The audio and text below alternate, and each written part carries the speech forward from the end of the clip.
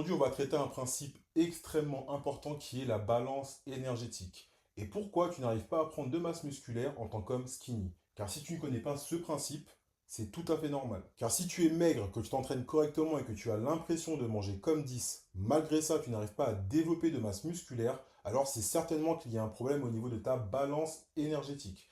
Et c'est justement dans cette vidéo que je vais t'expliquer comment tu vas devoir procéder pour pallier à ce problème. Et il faut que tu saches que ce principe, c'est littéralement la base. C'est quelque chose que j'ai adapté pour moi pour développer mon physique skinny et pour tous mes coachés. À la fin de cette vidéo, tu sauras pourquoi tu n'arrives pas à développer de masse musculaire et comment mettre les conditions nécessaires en place pour son développement. Maintenant que je t'ai expliqué l'intérêt de cette vidéo, je vais t'expliquer comment fonctionne la balance énergétique. Tu sauras tout. J'ai illustré pour toi une balance, donc là tu peux admirer mes talents de dessinateur. Pour comprendre le principe de la balance énergétique, il faut que tu comprennes qu'il y a deux éléments essentiels. Un élément de chaque côté de ta balance. D'un côté, on va avoir l'apport énergétique, de l'autre, on va avoir la dépense énergétique. Ça, c'est la première chose à comprendre. L'apport énergétique est en rapport avec l'alimentation, d'accord?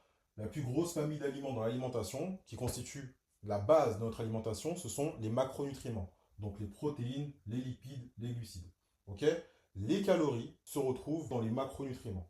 Ça, c'est important de le comprendre. Ensuite, de l'autre côté, on va avoir la dépense énergétique, qui va être en rapport avec l'activité physique, le métabolisme de base et le TPP. Pour que tu comprennes simplement, ce sont les calories qui sont brûlées lors de la digestion. Jusqu'ici, je pense que tu me suis. D'un côté, on va avoir l'apport qui passe par l'alimentation et de l'autre côté, on va avoir la dépense qui passe principalement par l'activité physique, le métabolisme de base. Le métabolisme de base correspond à la quantité de calories dont ton corps a besoin pour faire fonctionner correctement ses fonctions vitales principales. Il est impacté par des facteurs comme le poids, la taille ou l'âge. Il faut comprendre que le métabolisme de base se calcule. D'accord? Je te mettrai des liens dans la bio si jamais tu souhaites calculer ton métabolisme de base et également ton niveau d'activité physique pour connaître le total calorique que tu dois consommer en maintien.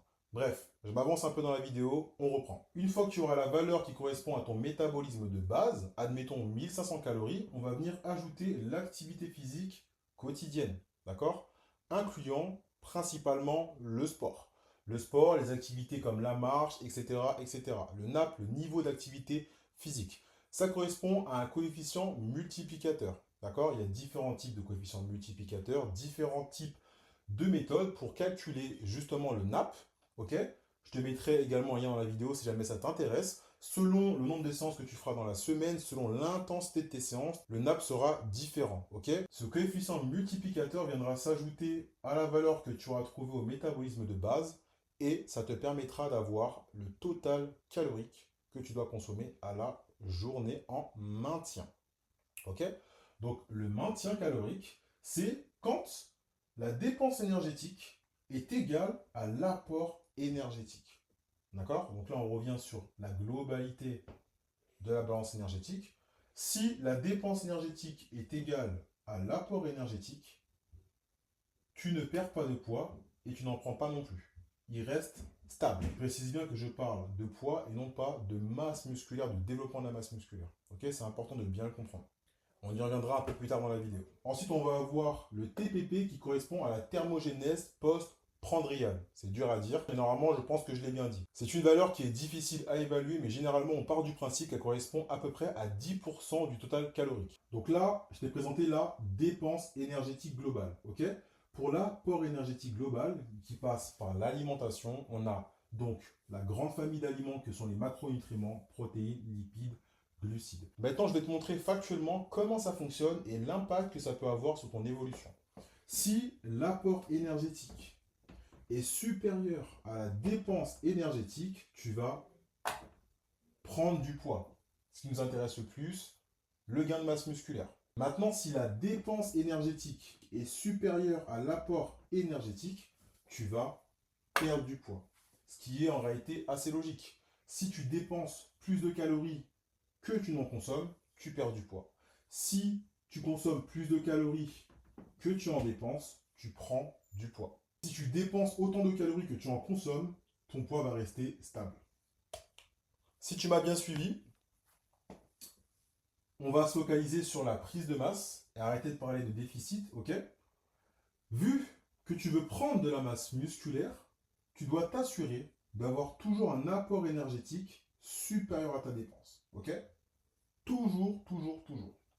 Le problème de beaucoup d'hommes skinny, c'est qu'ils ont l'impression de consommer suffisamment de calories, mais la réalité, c'est qu'ils n'en consomment pas du tout suffisamment. Et c'est ça le problème. C'est que le volume alimentaire ne correspond pas à la quantité de calories ingérées.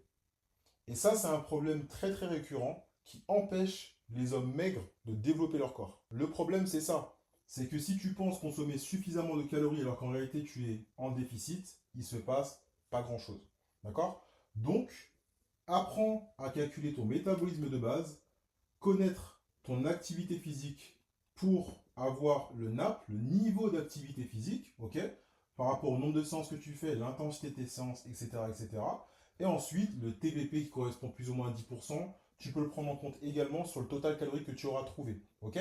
Mais le plus important, c'est le métabolisme de base, l'activité physique. Une fois que tu auras trouvé cette valeur-là, admettons 3000 calories à consommer au quotidien, tu sais que tu vas devoir rajouter, parce que là, ça correspond à la quantité de calories que tu dois consommer en maintien. D'accord? Cette valeur-là, c'est la quantité de calories que tu dois consommer en maintien calorique. Ni pour prendre du poids, ni pour en perdre, mais pour être ici. D'accord? Nous, ce qu'on veut, c'est prendre du poids. Donc, on va rajouter un surplus calorique. Le surplus calorique va nous permettre de prendre du poids. Je précise bien de prendre du poids et pas forcément de la masse musculaire. C'est important de le préciser. Pourquoi? Parce que si ton surplus calorique est trop important, tu vas te mettre à stocker du gras. Ça, c'est problématique. Et c'est pour ça que la nuance est très très importante. La différence entre le fait de prendre du poids et de prendre du muscle. Parce que le muscle se crée à l'entraînement. D'accord? Le muscle se crée à l'entraînement. Le muscle se crée à la salle. Il te faut un bon programme pour pouvoir développer de la masse musculaire efficacement. C'est très, très important. Important de comprendre la nuance entre le fait de prendre de la masse et prendre du muscle. D'accord?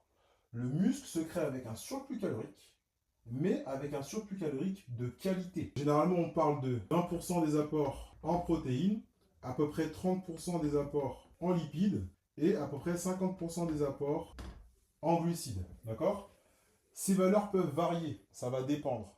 Forcément, puisque généralement pour les protéines, on parle de 1,2 à 2 grammes, d'accord? 1,2 à 2 grammes ou 2,2 grammes de protéines pour 1 kg de muscle. Je précise bien 1 kg de muscle.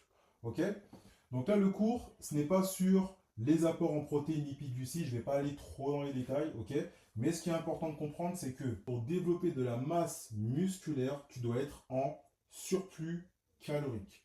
Un surplus calorique de qualité qui correspond généralement à maximum dans les débuts. C'est vraiment bien.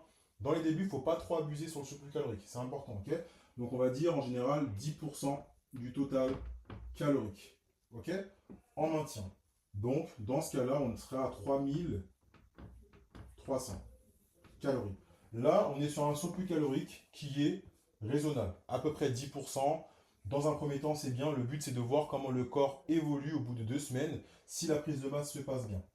D'ailleurs, si jamais tu te rends compte que le surplus calorique te fait prendre trop de masse grasse, ce qui n'est pas bon, tu n'es pas en train de créer du muscle, ça peut être dû à un problème au niveau de ton programme qui n'est pas assez adapté à toi, donc soit pas assez intensif, généralement c'est plutôt le cas, généralement c'est dans ce cas-là où la prise de masse ne se passe pas bien, et où ça peut être les deux en même temps, le surplus calorique est trop important, ok? Ou alors ton alimentation est mal répartie, trop riche. Donc attention à ça, c'est important de bien faire les choses. D'abord tu calcules la quantité de protéines que tu dois consommer, la quantité de lipides et ensuite la quantité de glucides.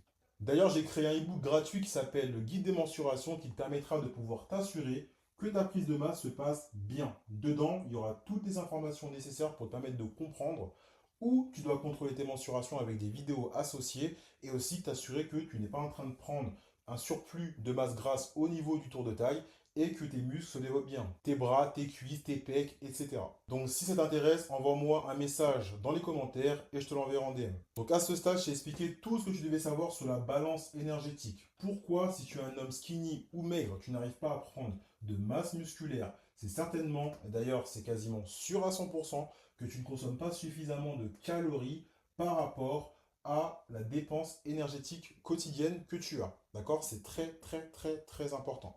Ensuite, je t'ai expliqué comment démarrer une prise de masse musculaire avec un surplus calorique d'à peu près 10%.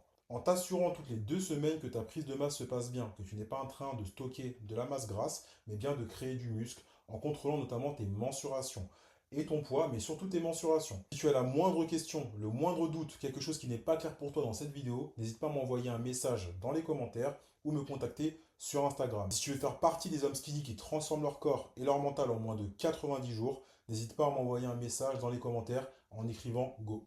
Force!